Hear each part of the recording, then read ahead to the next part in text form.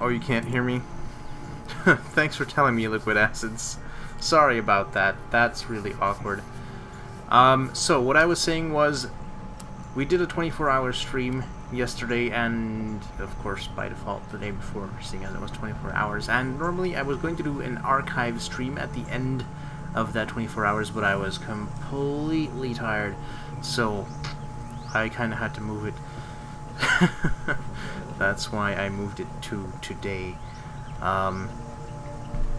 Now, normally I also announce the title of the story that I'm going to be reading, but today I have a story that I wrote not too long ago that doesn't yet have a title, so, you know, it's gonna be a little different, but then all of this is kind of different because I don't normally stream on Mondays, so, it's just a special stream on top of a special stream, or after a special stream. It'll be fine.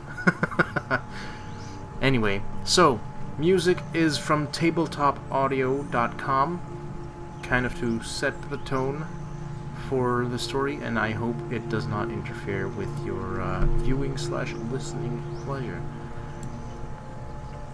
So without further ado, Alinus Varan was a man whose profession changed about as often as the wind changes its direction. But the one thing that was always constant was his ability to get in trouble. Usually not through his own design, but rather through the misinterpretation of what he said by others.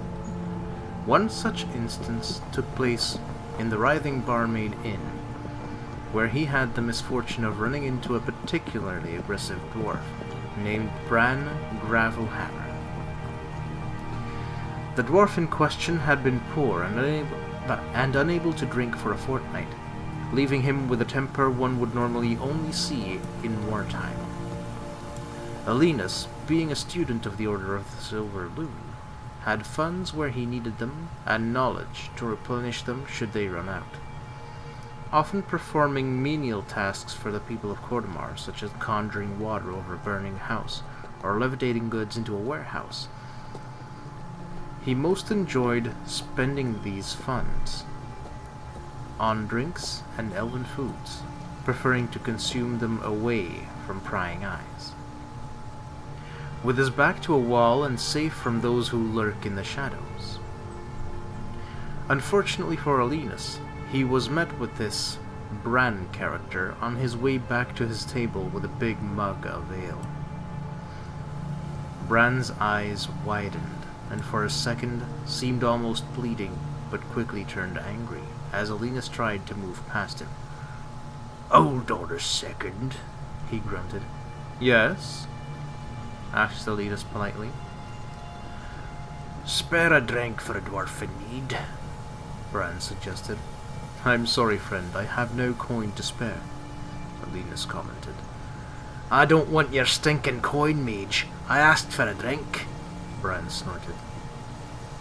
Alinus pondered a long while, keeping a close eye on Bran for any signs of possible attack, but when he saw none, he boldly shook his head, apologized for the dwarf's inconvenience, and took a sip from his mug. Bran, being this close to ale, turned a violent red and charged blindly at Alinus. Never the wisest decision, as the mage simply threw him with an amused look and promptly blasted a puff of air at him, sending him crashing into an adjacent table. Bran got even angrier. And because of this humiliation, grabbed the dagger from his belt and charged again. This time, though, he was met with a patch of ice on the inn's floor which sent him sliding headlong into the table Alinus sat at. When Bran finally regained consciousness, Alinus smiled at him, asked him kindly to calm down, and bade him to take a seat.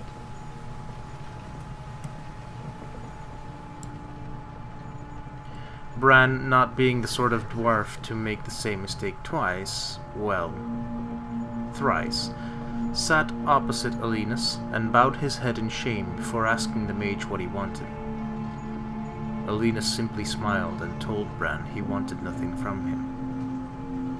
Bran couldn't believe the nerve of this guy. First he flaunted his ale in a desperate dwarf's face, then he humiliated him, and now he believed that offering a seat would make it better? Clearly, this fool had never dealt with dwarves. And if he had, he'd been fortunate enough to run into those who had a steady flow of coin, unlike most of the population in the city of Blightward. "So you expect me to sit here and watch you drink ale?" Bran snapped. "No, friend. I expect you to sit here until the gods arrive," Alina stated calmly. Bran looked at Alina puzzled.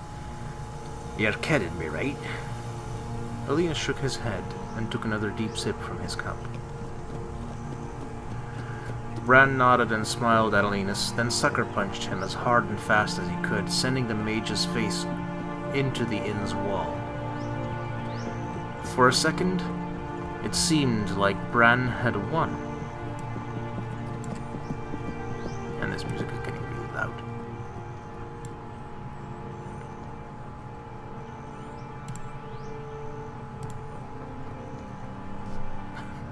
Sorry about that. For a second it seemed like Bran had won, and he moved the mage's ale closer to himself. But the sound of someone clearing their throat made him look up to see the two heavily armed guards ready to take him away. He would have fought them both without too much hesitation had it not been for the mage's ability to take a punch and stay conscious. But seeing the mage stroking his face and beard with a slight smile made him think the better of it. He simply offered the guards his hands while hanging his head in shame. It was just going to be one of those days. Alinus, in the meantime, had had quite enough of ale and brawling for one evening, so he paid the innkeeper, thanked him kindly for the food and ale, then made his way to the White Spire, the main establishment for the Order of the Silver Loom. A few students of the arcane there seemed to have half a mind to ask him what had happened, but when met with his stern expression, took to their tomes and scrolls instead. Even then he could imagine the questions tumbling around in their young minds. "Are you all right, sir? Can we help you? Who did this to you?" All folly and unimportant. The only important question was why he was still in Blightward instead of going out to Iveriad, the elven city in the Glimmer Wood in the north, where the High Elves were said to delve into deeper secrets of the arcane arts. It was the only place that still made sense to him in an otherwise unchanging world, which seemed too stubborn to break the status quo. The only reason he hadn't yet ventured out was due to his obligation to his student, Atros, a young man with a seemingly unending potential for great magic, whom he'd pledged to teach the ways of magic and the values of the Order of the Silver Loom. Even Atros, whose questions were usually a statement to his great intellect, was but a distant thought to Alinus, almost a burden at that moment when his tired body hit the mattress of his bed and his head sought the comforting embrace of a pillow.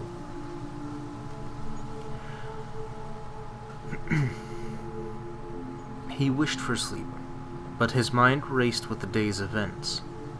This dwarf who hid him, a symbol for what was going on beneath the surface pleasantries of Blightward, the once great human capital of Strixvalen, a kingdom to the humans, now a piece of fruit ridden with maggots and oozing with despair thanks to the unchallenged king, Ynorin Hawklight.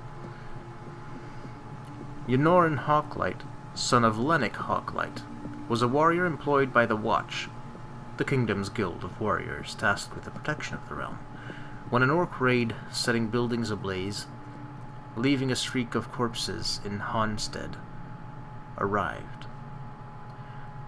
Ynorin and his brethren went to that town of Haunstead to deal with the threat, armed with little to no knowledge of what they were facing. Upon arrival, they found an orc band of mercenaries under the banner of Ogle Grimclaw, an orc war chief, hacking their way methodically through the town's guards, or, well, what was left of them. It seemed an easy challenge until two men of the watch fell to the orcish blades, and two more met their end by the brutal impact of the war chief's fists. It was left to Yonoran and Helen of the watch, then, to end the threat. One of the orc mercenaries confidently brought his blade down on Helen, but found that he was nimble enough to duck out of the way and subsequently sink his blade deep into the orc's chest.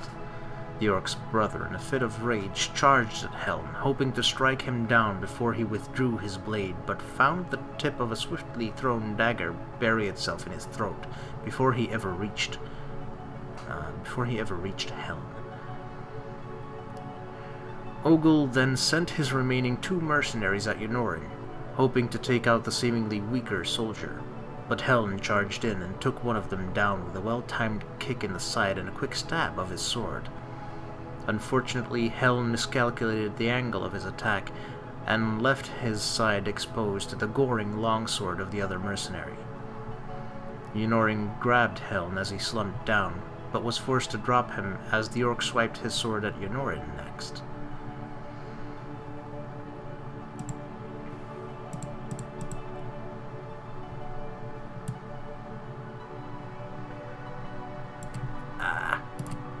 Word scrolls. He only just managed to parry the orc's blow, and he was certain he would fall before too long, when out of the corner of his eye he noticed the war chief bearing down on a young woman attempting to run in her long gown, but slipping and falling in the muddy streets. Yonoran felt the hot rush of anger and frustration go through him as he redirected the mercenary's blow to strike the wall of a nearby building, and subsequently opened the orc's throat at the cost of yet more energy. Yonoran's tired body complained, groaned with each step he took, but he took the dagger from his belt with a sigh, ran at the war chief and tossed it as he slid past the orc's boots. Then, as the creature slipped and turned slightly because of the pain, Yonoran sat there, braced against the wall of the woman's house with his sword, and shoved it up through the orc's side and into its blackened heart. That day, he earned the title of hero, and was chosen to lead the realm as per tradition. But whenever a new hero was set on his path to greatness, Yonoran's hired blades ended their ascent, ensuring Yonoran's reign and their supply of coin. This slow but steady destruction of the kingdom's potential for greatness pushed it into the abyss, and on its path to become the cesspit Alina saw it as. This series of thoughts and memories flowed through Alina's head for most nights, providing him with little rest and a great amount of worry as for what the next day might bring. He awoke that next morning, not only with the thought that he had inadvertently created a monster in the dwarf he'd met the previous day, but also the sight of the huge smile and excited expression of his pupil. "Morning, master," Atros mused. "For the last time, Atros. I'm your instructor, not your master," Alina sighed. Atros laughed for a minute, then took out a tome and said, "Sir, I found a way to complete this ritual." Alinus pushed himself up just in time for the tome to land painfully on his legs, then opened it up and read through the contents. What he saw there surprised him greatly. They were a short list of ingredients followed by a long list of complicated and precisely timed verbal components to make one immune to magic effects meant to affect one through their heritage. He had to read it a second time to make sure, but eventually Alinus looked up at his pupil with great surprise. "I know," Atros stated. "You don't believe me." Alinus took a breath to answer, but was interrupted. "But sir, if you cast a spell to bring my father's corruption into light, you'll see." Alinus shook his head. "Your father's corruption?" "Yes," Atros confirmed. "My father was as I am, but he fell to his inner darkness." "I see," Alina said. "Are you sure?" Atros nodded and closed his eyes, to which Alinus began casting the spell. The next minute seemed like an eternity, as the room filled with the weight of the past and the walls looked somehow paler. But when the spell was completed and the room itself returned to normal, it was apparent immediately that Atros had been unaffected through it all. Atros' eyes opened, and at the same time, the smile that before rested on his face became even bigger, if that was possible, but not malicious, as Alinus had expected it to turn. It was then that Alinus realized he might be rid of his pupil much sooner than expected, as he had just completed a ritual that Alinus himself had once studied but never been able to complete. Not for the lack of materials or concentration, but for the lack of precision in his timing, no matter how many times he attempted it.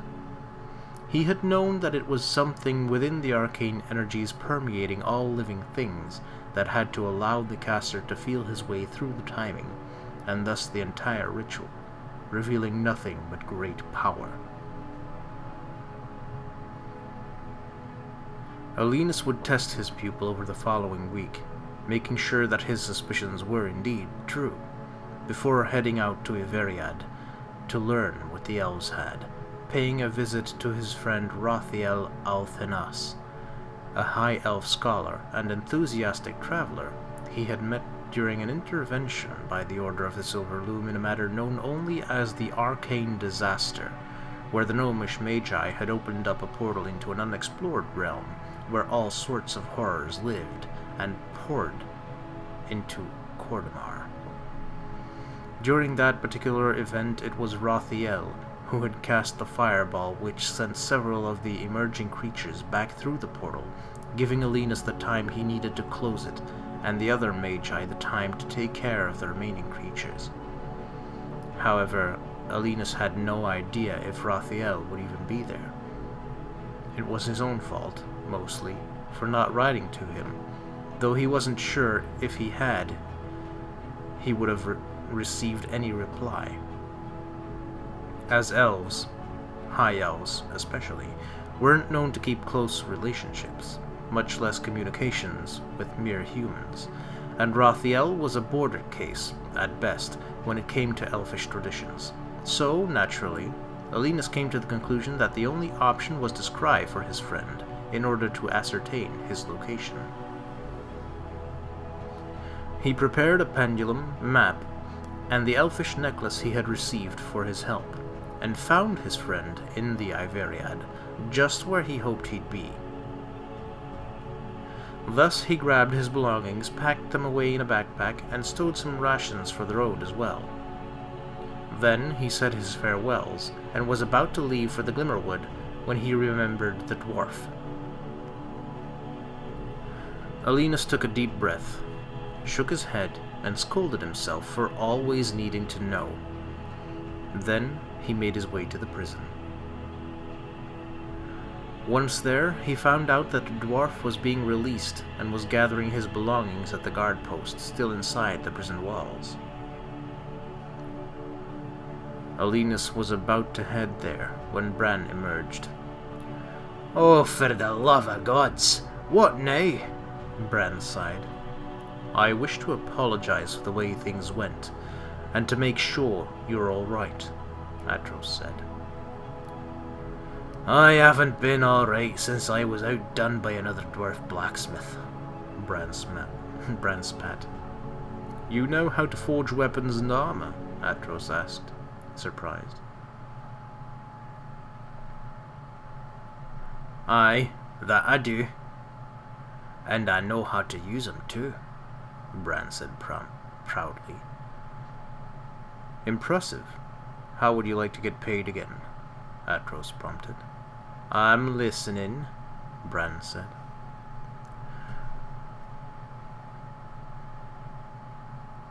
Then he told the dwarf about his plans to travel to Iveriad, and how the road there was known to be dangerous, to the point where he might need a companion. Bran, being at the lowest point he could have possibly been in his life, thought for a long moment, spat some obscured insults about elves and dwarvish, then swallowed his pride and agreed to accompany him on the voyage on one condition. There would have to be payment in ale, up front, at the first town along the way. With a hearty laugh, he agreed to the dwarf's terms, glad for the strong arm and interesting company on the way.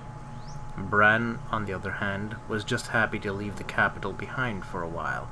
The longer, the better. First stop was Hansted, and as per the agreement, they went into the Bluebell Tavern. The door opened to a pleasant scent of venison and wine, and the even more pleasant sight of several young ladies having a drink. The barkeep no doubt in some way responsible for this turnout, as his muscular chest and arms remained bare underneath an apron stained with blood, sauce, and knife marks. He was young, strong, and had a deep voice, all qualities the women of Hansted seemed to adore, but remained irrelevant to Alinus and Bran, whom were more impressed by his ability to pour out a good ale for a fair price. In fact, in Bran's eyes, this man was a rare type of human he could come to like. But when the ale was gone, so was he, along with Alinus, to ride for another 6 hours and make camp near Faradun Forest, where it was said the hunting was good and the predators scarce. Though all that was hearsay, all of that remained to be seen. Neither of them were about to just take anyone's word for it, especially when it came to possible dangers out in the wild.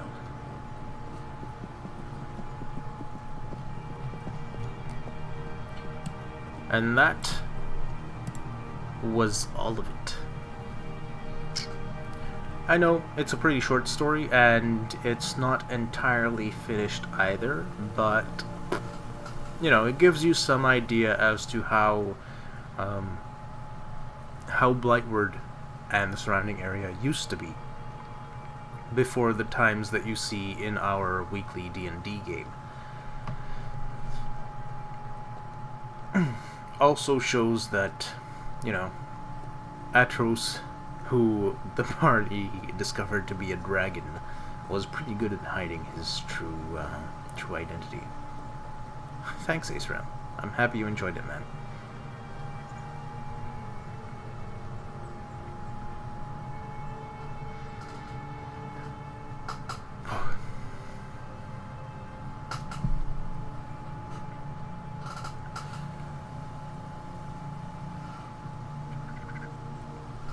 I'm not quite sure what the next story is going to be, but I will probably announce what the story will be about before the next archive.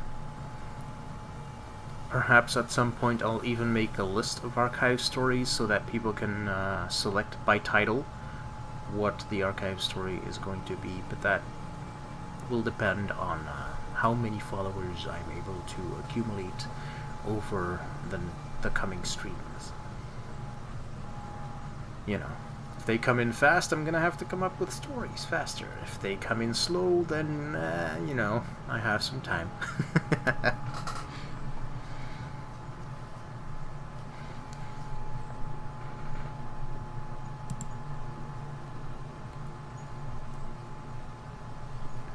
Also,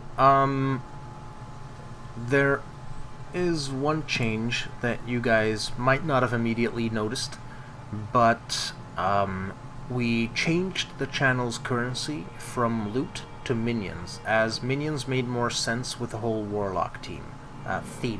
Warlock team?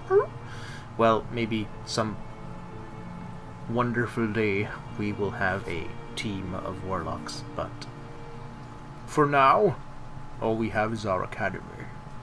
And within our academy, all of you wonderful acolytes. So, if you want to know more about that, type !currency. Or, if you want to check how many minions you've already accumulated, type !minions. Don't worry, if you have followed some time ago, you still have the same amount of points quote unquote. You know, your currency has been fully transferred, but you know, it's just, it has a different name. All for the sake of making a clear brand. As I am the weird warlock of Twitch, I feel like any acolytes should have theme appropriate points. Yes, all your minions. 3,013 of them. You're beginning to become a formidable warlock. That's awesome.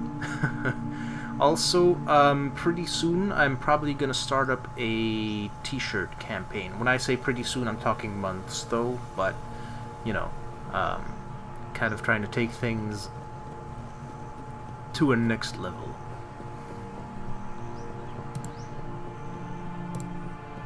The first t-shirt will probably say "Stay Weird" on the front with the logo, and if you don't know what the logo is,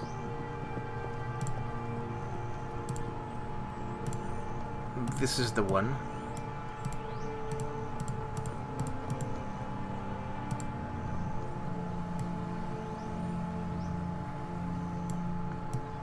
I'll make it kind of appear next to my face rather than on my face. Pre or post holiday season for the t-shirt campaign? Probably pre-holiday season. I'm thinking I'll start it mid-October. Or actually, if I hit end of October, I don't know. I might do it for Halloween. I might do it in the weeks before Christmas and New Year. It'll depend on some funds that I am awaiting. So keep an eye out for that. I will make sure that it is posted in the channel once it's launched, and that you guys have a little notice beforehand as well. Because I need to make the design and make sure that all the appropriate logos are on there, that there's a URL to the channel on there as well, so don't worry, you will be notified on time. You'll get a little sneak peek at the design as well once that is finished, so it's gonna be good.